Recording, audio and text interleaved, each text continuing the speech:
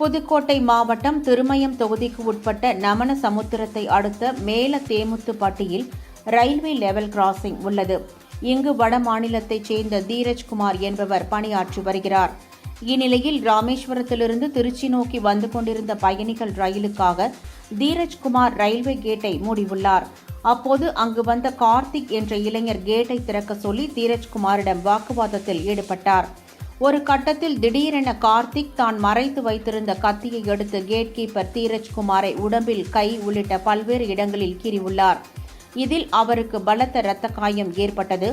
உடனடியாக அருகில் இருந்தவர்கள் கார்த்திக்கை பிடித்து காரைக்குடி ரயில்வே காவல்துறையினரிடம் ஒப்படைத்தனர்.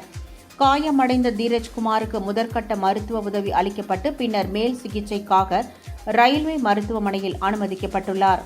ரயில்வே ஊழியரை தாக்கிய கார்த்திக் சரித்திர பதிவேடு குற்றவாளி என்று முதற்கட்ட விசாரணையில் தெரியவந்துள்ளது. தமிழகம் முழுவதும் கடந்த சில வாரங்களாக பல்வேறு இடங்களில் வட மாநிலத்தவர்கள் தாக்கப்பட்டு வரும் நிலையில் புதுக்கோட்டை நமனசமுத்திரம் அருகே வடமாநிலத்தைச் சேர்ந்த கேட் கீப்பர் தாக்கப்பட்ட சம்பவம் பரபரப்பை ஏற்படுத்தியுள்ளது.